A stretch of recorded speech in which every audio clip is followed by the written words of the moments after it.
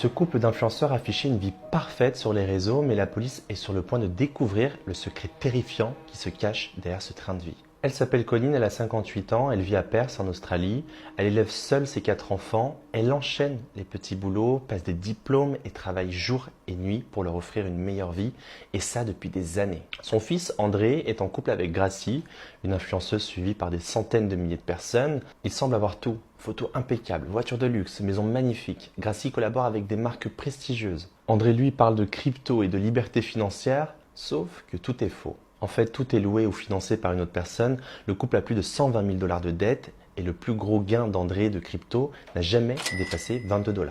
Imaginez recevoir des conseils de crypto d'un mec dont le gain le plus haut c'est 22 $. C'est exactement la raison pour laquelle j'ai jamais confiance en ces influenceurs qui affichent une fausse vie.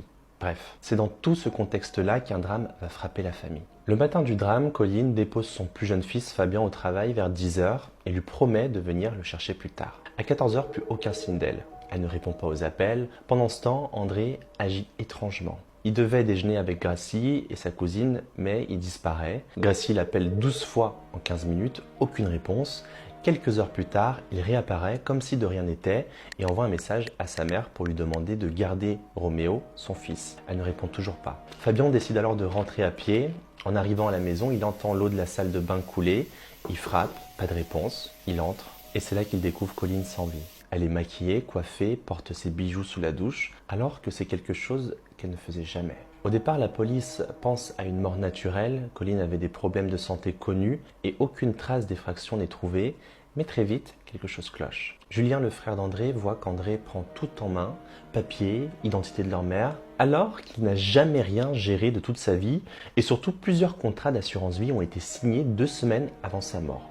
Montant total plus d'1 million de $, tous au nom d'un seul et même bénéficiaire, André. Les compagnies d'assurance repèrent les incohérences et alertent la police. Le courrier de Colline est rédigé chez André, il falsifie les documents, crée de faux certificats médicaux et même un faux testament. Les enquêteurs installent des micros chez André et Gracie pendant plusieurs mois, ils enregistrent leurs conversations. Gracie finit par comprendre, elle lui demande qu'est-ce qu'il a fait, pourquoi est-ce qu'il a fait ça. André répond froidement qu'il n'ira pas en prison, qu'il aura l'argent et qu'il partira. Malgré l'enquête, il continue d'afficher une vie parfaite en ligne. Le fait qu'elle reste autour de lui alors qu'elle était au courant en dit beaucoup sur elle. Le téléphone d'André est localisé près de chez sa mère au moment de sa mort. Sa voiture est vue devant la maison et juste après sa mort, André effectue des recherches sur Google. Bref, tout l'accuse. André est arrêté pour fraude. Quelques années plus tard, le procès s'ouvre. Il dure 8 semaines. André reconnaît la fraude, mais il nie l'avoir tué. Après 2 jours de délibération, le jury le déclare coupable. Il est condamné à la prison à vie avec une peine incompressible de 25 ans. Gracie, quant à elle, n'était pas au courant des dettes ni du plan criminel. Après le procès, elle le quitte et refait sa vie. Résultat, en plus d'être une merde, il finit seul en prison.